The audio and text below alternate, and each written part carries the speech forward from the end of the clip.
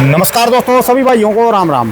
दोस्तों आज 15 अप्रैल 2026 दिन बुधवार। चलिए दोस्तों जानते हैं दिल्ली आज़ादपुर मंडी में आज का प्याज का क्या बाजार चला, मंडी में प्याज की कितनी गाड़ियाँ आई, आज के क्या क्या रेट है जी। दोस्तों जो भी रेट बताएंगे 40 किलो के मन के रेट हैं। चलिए जानते हैं सोनू भाई साहब के पास आज की क्या रिपोर्ट, जैसे इनके पास ये गाड़ियाँ आई जी, कहाँ कहाँ के माल हैं, और ये भाई साहब की दुकान का ये एड्रेस है जी, और ये इनके जो है मोबाइल नंबर है जी। एक से एक सुपर क्वालिटी के माल अब तो मंडी में आने लग गए सब दुकानों पे जी। और ये देखो जी, वाह जी वाह, खाते पीते घर का असली प्योर माल जी, पूरा घी दूध पिलाया है जी बंदे ने जो भी है जी माल को। इसको नमस्कार भाई साहब जी। नमस्कार जी राणा जी, नमस्कार जी, क्या हाल चाल है? कैसे हो जी भाई साहब जी? बहुत बढ़िया जी, बहुत बढ़िया राणा जी। आज की क्या रिपोर्ट है जी, बिक्री कैसी, गाड़ियाँ कितनी जी? राणा जी आज की आमदनी है 60-62 गाड़ी की। 60-62 गाड़ी टोटल ताजी आमदनी। अच्छा ताजी। और कल की खड़ी है 40 गाड़ी। 40 कल की जी, और 40 ही गाड़ी का नीचे बैलेंस है। अच्छा जी। टोटल मिला के अगर मैं बोलूँ कल की 40 आधी भी मानूँ तो 20 गाड़ी वो हो गई, 40 गाड़ी नीचे होगी 60, और 60-65 सामने खड़ी 125 गाड़ी माल है। अच्छा जी। 120-25 गाड़ी माल है। माल की आमदनी 2-3 दिन से ज़्यादा आ रही है, उसके कारण बाजार जो है 150-2 रुपये किलो डाउन हो गया प्याज का बाजार। ये जो कारण क्या है जी एकदम माल बढ़ने का और डाउन होने का? लोडिंग ज़्यादा है, लोडिंग का रुख ज़्यादा है। सोमवार आई थी 85 गाड़ी माल की, कल आई थी 42-43 गाड़ी माल की, आज आई है 60-62 गाड़ी माल। भाई 3 दिन के अंदर कल तो असर नहीं हुआ, आज असर हो गया जी इसका। हाँ आज ज़्यादा असर हो गया, कल भी असर था, तो असर तो सोमवार से है। ठीक है जी। सोमवार ही समझो 115 गाड़ी माल हो गया था। तो 85 गाड़ी ताजी आई थी, 30 गाड़ी का बैलेंस था, 115 गाड़ी माल हो गया था। असर तो सोमवार से ही आ गया था। बिक्री तो वही 50 गाड़ी हुई थी। हाँ कल माल बिका 40 गाड़ी का, और आज माल देखते हैं अभी कितना बिकता है। ठीक है जी। कुल मिला के प्याज के बाज़ार में 2 रुपये किलो बाज़ार घट गया है पिछले शनिवार में और आज के रेट में। प्याज का बाज़ार अगर मैं बोलूँ कि जो एमपी के और जलगांव के माल हैं उनका बाज़ार समझो 12.5 रुपये से लेकर 15 रुपये तक। ठीक है जी।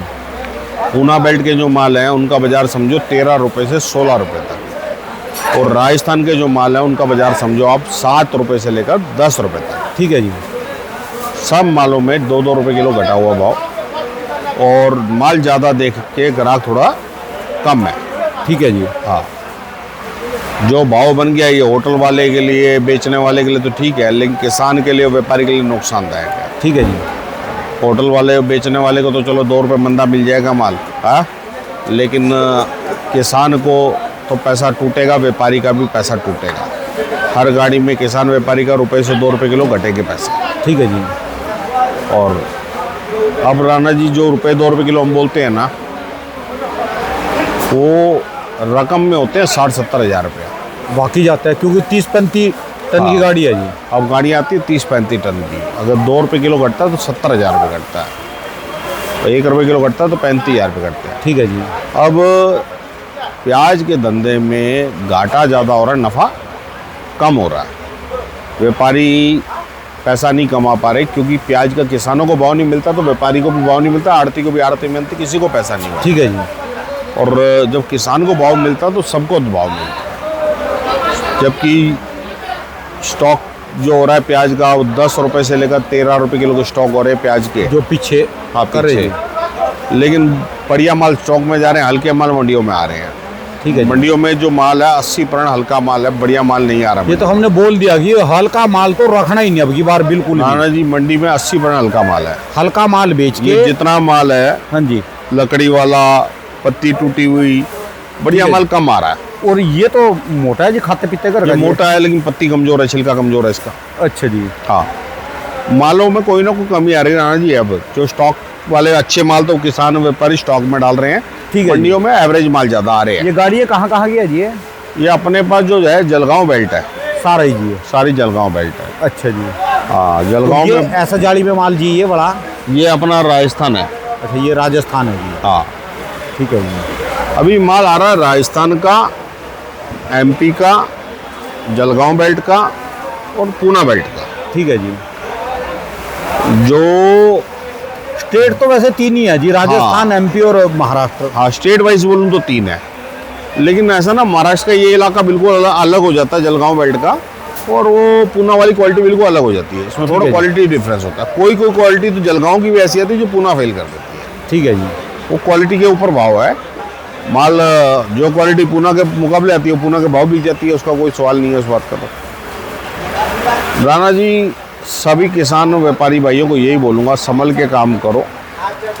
मंडी में जब आमदनी ज़्यादा आ जाए, थोड़ा माल लोडिंग कम कर लो। ज़्यादा लोडिंग कर बढ़ाओगे और बाज़ार घट जाएगा और नुकसान होगा। ठीक है जी। अभी 2-4 दिन सबको लोडिंग रोकनी चाहिए।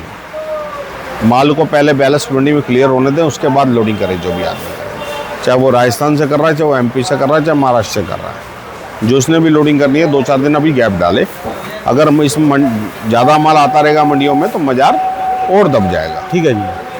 पहले ये भाव जो है, इसमें खर्चा सबसे ज़्यादा भाड़ा खर्चा ही है। 4-4.5 रुपये किलो को भाड़े हैं इधर से, जलगांव से, नासिक से, पूना बेल्ट से। 5 रुपये किलो खर्चे चले जाते हैं, इनको पैसा कहाँ बनना है कुछ भी। ठीक है जी। 12 रुपये किलो, 13 रुपये किलो, 14 रुपये किलो, 15 रुपये किलो प्याज बेच के पैसा नहीं बनता किसान को। वहाँ पे 8-10 रुपये किलो के पैसे जाएंगे, 8-10 में किसको कैसा बनेगा। तो माल को जो भी लोडिंग कर रहा है अभी थोड़ा 2-4 दिन के लिए रुक जाए।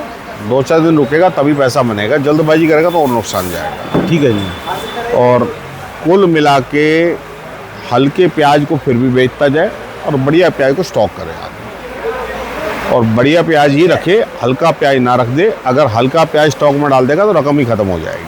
अच्छा जी। हाँ, अभी राजस्थान का जो स्टॉक वाला प्याज है वो तो चालू नहीं हुआ है। अभी राजस्थान का ये जो मंडी में आमदनी आ रही है ये नए वाले प्याज की है। असली जो स्टॉक का प्याज आता है, जिसको पीली पत्ती बोलते हैं कुचामन की, उसको आने में अभी कम से कम 20 दिन है।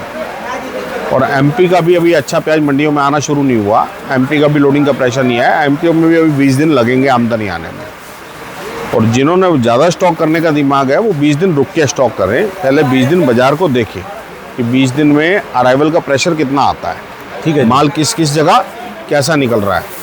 क्योंकि एमपी के अंदर अभी ज़मीन के अंदर फसलें हैं, ज़मीन के बाहर फसलें नहीं आई हैं। जब तक ज़मीन के बाहर ना फसलें आएँ तब तक माल का स्टॉक पता नहीं चलेगा अभी कैसा है कैसा नहीं। क्योंकि एमपी की कैलकुलेशन आती नहीं है। एमपी में क्या होता है, फील्ड है बहुत लंबी। एमपी में 40 जगह के इलाके हैं और उनके सबके क्षेत्रफल बहुत लंबे लंबे हैं।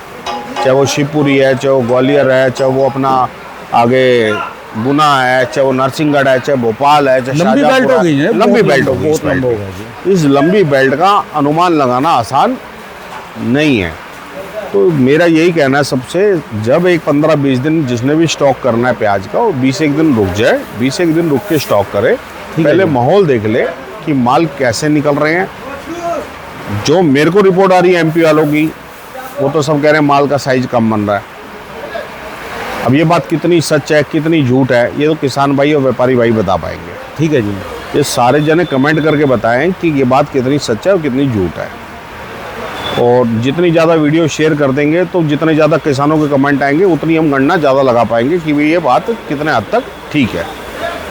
अब एक किसान ने तो जिसके घर कम है उसने तो लिख दिया कि कम है। जिसके घर अच्छा है वो अच्छा भी लिखे। ठीक है, जिनके घर अच्छा माल है वो अच्छा लिखे, जिनके घर बुरा बैठ रहा बुरा कम बैठ रहा कम लिखे। ये लगा लो कि ये तो आज 10 मई के बाद ही पता चल सकेगा पूरा असली खुल के। तो 500,000 किसान जब तक मैसेज कमेंट नहीं करेंगे तब तक गणना नहीं लगा सकते हम कि बात कितने हद तक सच्चा है और कितने हद तक। अभी तो निकला ही नहीं एमपी में, गणना भी क्या लगेगी जब तक जमीन में से ना। फिर भी थोड़ा माल दिखना शुरू हो जाता है। अब कि माल का साइज बन रहा है नहीं बन रहा तो दिख जाता है माल किसान को कि मेरा माल बनेगा या नहीं बनेगा। ठीक है जी। तो टाइम तो आ चुका ना माल तैयार होने का। अब तो माल निकाल के सूखने का टाइम है। अब तो खुदाई होकर सुखाने का टाइम चल रहा है। ठीक है जी। तो ये माल तो पता लग जाता है किसान को भी हमारा माल कैसा बनेगा कैसा नहीं बनेगा। लहसन की जैसे गणित आ चुकी है। अब लहसन का तो महीना कराए हो आप कि लहसन का तो माल कम बैठ रहा है। हाँ जी, हाँ जी। तो ऐसे ही प्याज की भी गणित आने का टाइम आ चुका है। 2 दिन 10 दिन की देरी है बस। जो माल निकल चुके वो तो रिपोर्ट दे ही सकते हैं, जिधर नहीं निकले वो भी रिपोर्ट दे सकते हैं। ठीक है जी। तो रिपोर्ट देनी चाहिए जिससे जानकारी मिले, किसी किसान को नुकसान ना पहुँचे। अगर रिपोर्ट नहीं होगी और लोगों ने स्टॉक कर लिए महंगे भाव के तो बाद में कहीं नुकसान ना हो जाए। हम तो लगातार बोल रहे जी, जिसके पास जितना भी माल है हाँ, आधा माल रखे, उसमें से बढ़िया रखे और आधा माल बेच दे जी, हल्का हल्का और माल जिसके तो पास स्टॉक सारा ही में हल्का है, हाँ सारा ही हल्का है, वो तो सारे को बेच दे और मंडी में से दूसरा खरीद के रख ले जी। बस सही कहा यार राणा जी, आपने ये बात बहुत बढ़िया बोली। अगर सारा ही हल्का है तो उस माल को बेचो सारे को बेच दो, और थोड़ा सा माल बाहर मंडी से ले लो। ठीक है जी। अगर हल्का माल रख दिया तो रकम ही खत्म हो जाएगी। वो हल्का माल तो पता क्या करता है जी, मान लो प्याज का रेट होगा बढ़िया माल का जो है 30 रुपये रेट, हल्का तो हो रहा फिर भी 10 रुपये ही बिकेगा, वो सारी मंडी को खराब करेगा। राणा जी हल्के माल में मान लो किसी ने 30 टन प्याज रखा तो 30 टन में 20 टन तो सड़ जाता है, फेंकना पड़ता है। ठीक है जी। तो 10 टन अगर प्याज बच गया उसका, 10 टन प्याज अगर किसी भी भाव बिक जाए ना, वो रकम नहीं पूरी कर सकता। 30 टन की रकम 10 टन में कैसे पूरी हो जाएगी? ठीक है जी। एक माल तीसरा हिस्सा रह गया, तीसरा हिस्सा रहने के बाद रकम कैसे पूरी हो सकती? और अभी तो कुछ नहीं पता जी, बांग्लादेश जाएगा नहीं जाएगा, कहाँ जाएगा, कहीं नहीं जाता राणा जी। जी अभी देशों के माहौल खराब है। अभी तो युद्ध की स्थिति चल रही है बाहर के देशों में। लगातार ये तो ओके रहेगा जी। हाँ ये युद्ध की स्थिति चल ये रही जो है। भावी बोलते हैं ना जिसको, भावी बलवान है कुदरत, हाँ। प्राकृतिक अपनी सफाई अपने आप करती है। बिल्कुल यही है।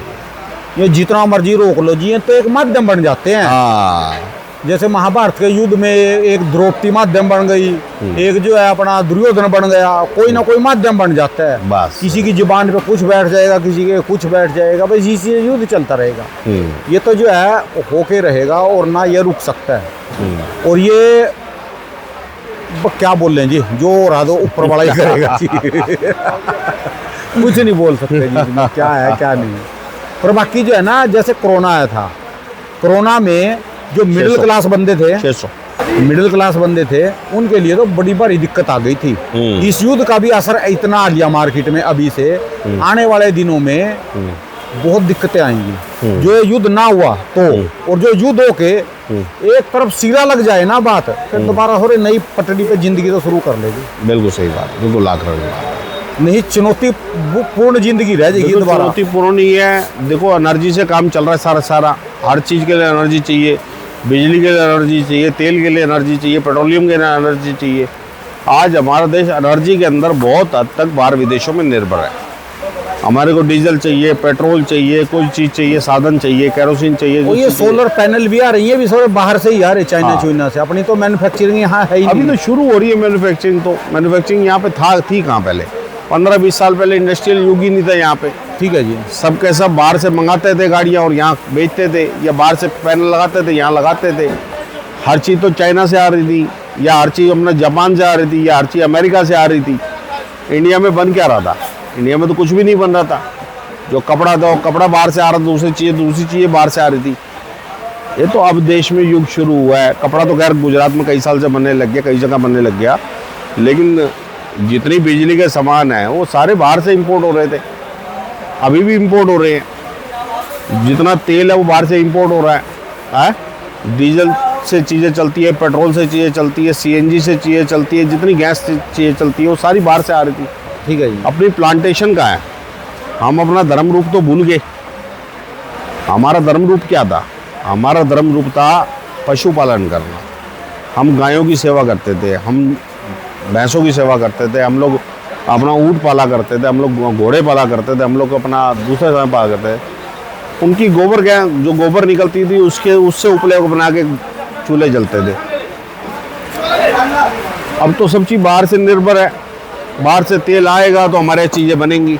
चलो देखते हैं जी कहाँ तक जाएगा जी, क्या बनेगा। जो बनेगा ऊपर वाला सही करेगा जी, जो लिखा है ना उसने वो कर दिया जी। राणा जी आपकी वीडियो के माध्यम से ये बोलना चाहूँगा, आज दिल्ली मंडी में प्याज का बाज़ार रुपये से 2 रुपये किलो डाउन है।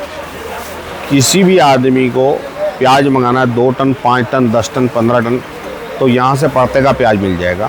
ठीक है जी। वो हमारे नंबर पे फ़ोन कर लें।